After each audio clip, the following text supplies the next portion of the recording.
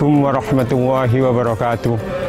Alhamdulillah wassalatu wassalamu ala Rasulillah wa ala alihi wa sahbihi wa mawalah wa la hawla wa la quwata illa billah, amma ba'd.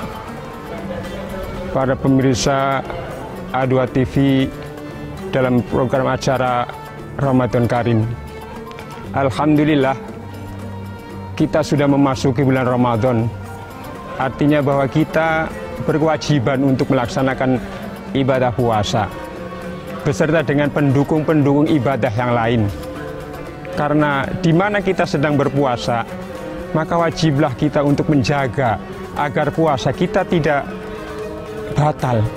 Dalam artian batal puasa itu sendiri atau bahkan batal hanya pahalanya saja.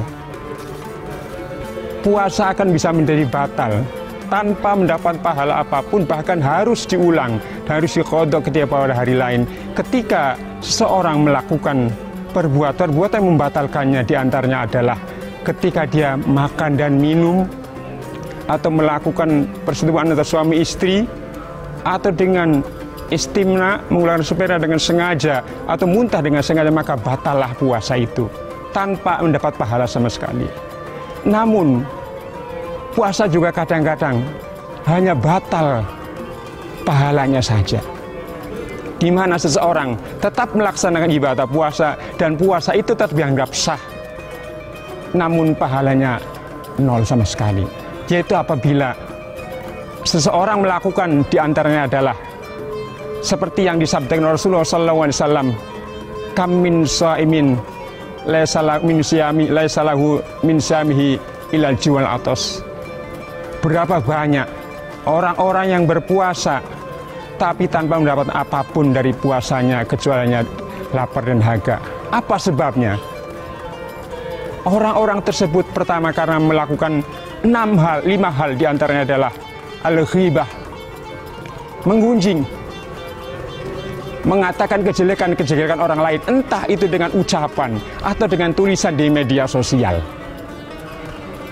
Yang kedua yaitu an-namimah, mengadu domba, menyebarkan ujaran kebencian kepada siapapun, sehingga akan menimbulkan fitnah, menimbulkan permusuhan antara perorangan atau antara kelompok manusia.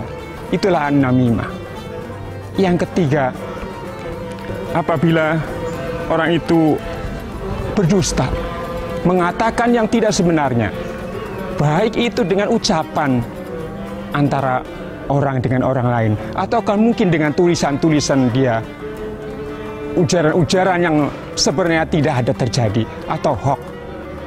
Maka apabila kita memposting satu postingan dalam HP yang umpama, kita harus hati-hati akan kebenaran dan sumber dari berita tersebut, karena khawatir kita akan termasuk kepada orang-orang yang berbuat dusta sehingga puasa kita akan menjadi tidak berpahala.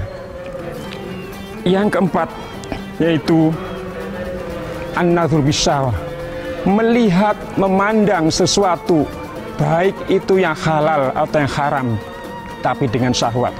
Sekalipun melihat istri sendiri tapi karena dengan syahwat, maka akan menimbulkan pahala puasanya itu tidak berpahala.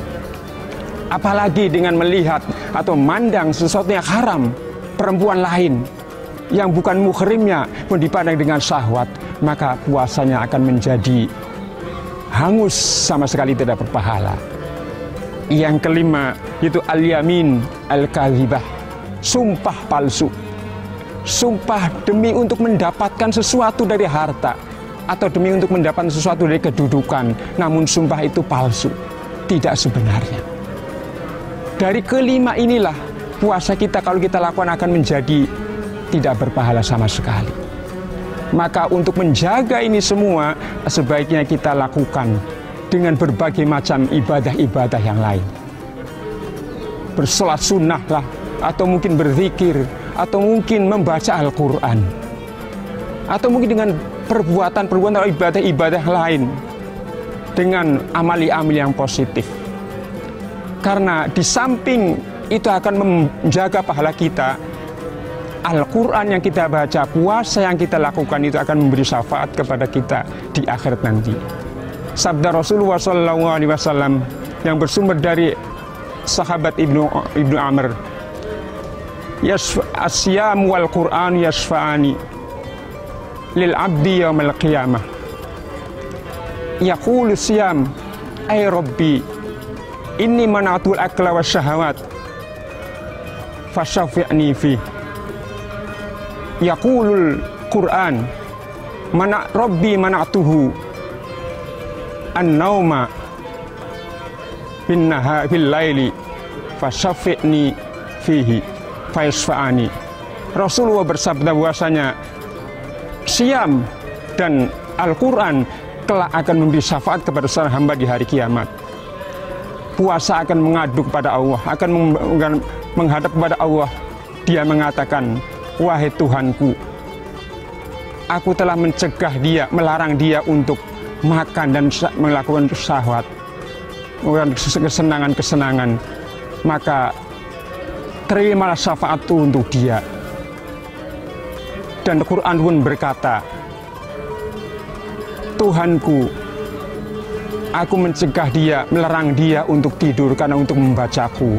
Maka terimalah syafaatku untuk dia. Kemudian keduanya akan memberi syafaat kepada orang tersebut.